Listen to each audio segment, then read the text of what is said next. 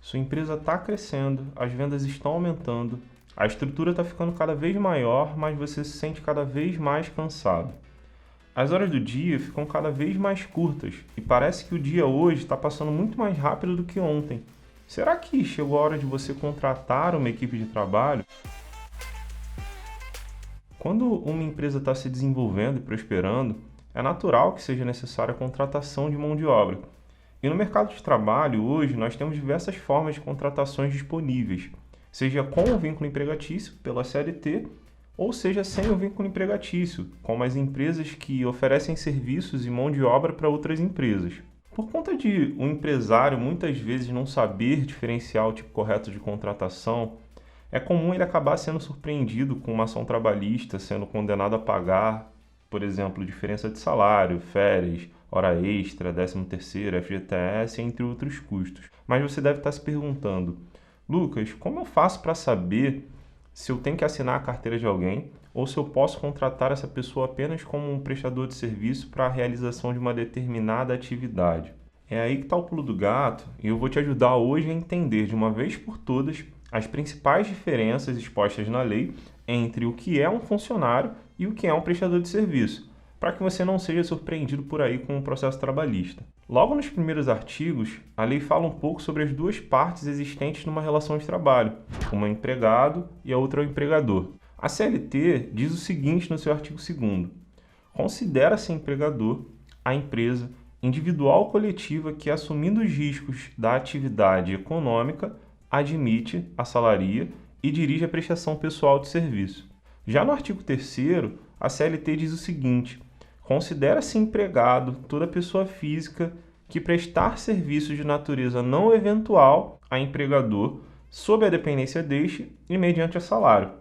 Então nós temos aqui o primeiro requisito para que se configure o vínculo empregatício. O trabalho ele tem que ser exercido por uma pessoa física, já que somente pessoas físicas são empregadas de uma empresa. Então quer dizer que quando você contrata um MEI, que é uma pessoa jurídica, para prestar um serviço para sua empresa, não existe essa relação empregatícia e sim uma prestação de serviços? Depende, na teoria sim, mas o simples fato de se ter um contrato de prestação de serviço com o MEI não quer dizer que a relação não seja de emprego. E por mais que o contrato formal diga que não existe uma relação de emprego, uma relação empregatícia, se a situação configurar o vínculo empregatício, o que vai prevalecer é a situação de fato.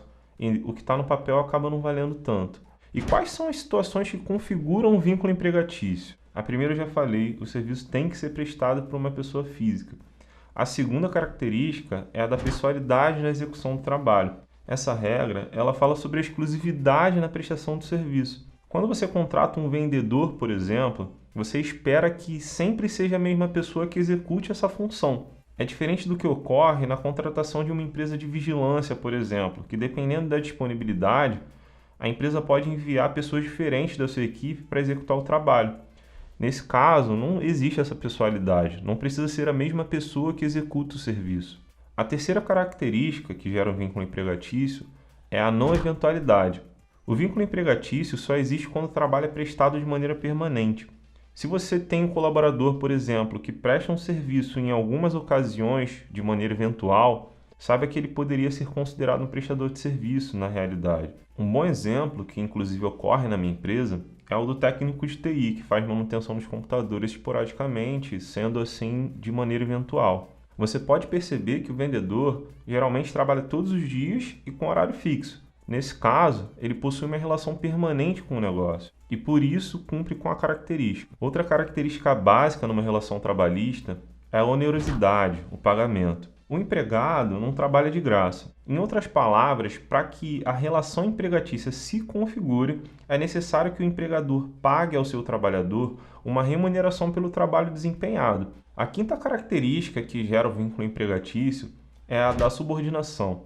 A subordinação ocorre quando o empregador é o responsável por dizer e supervisionar a maneira que o trabalho tem que ser executado. Ser subordinado faz com que o empregado tenha que habitualmente prestar contas com o empregador. A empresa determina a carga horária, os horários de chegada e saída, as responsabilidades, a obrigatoriedade, por exemplo, de se usar um uniforme e diversos outros aspectos relacionados à execução das atividades. Esse é um ponto muito discutido em ações trabalhistas e há pouco tempo houve uma mudança em decisões de juízes, importante que trouxe um novo conceito para esse ponto. Todo trabalhador, sendo empregado ou não, se submete de alguma forma à atividade empresarial de quem contrata o seu serviço.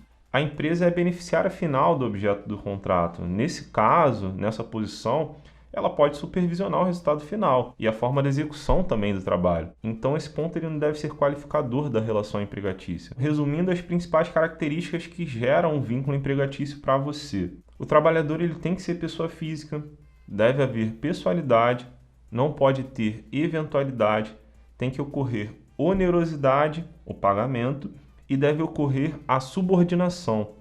O vínculo ele só se configura quando os 5 requisitos que eu acabei de falar estão presentes ao mesmo tempo. Agora que você entendeu o que configura o vínculo empregatício, você pode ir considerando as principais características de trabalho exercidas pelo seu contratado, saber se ele poderá ser considerado um prestador de serviços ou se ele deve ser considerado um empregado. Meu nome é Lucas Souza, eu sou contador e estou aqui para te ajudar.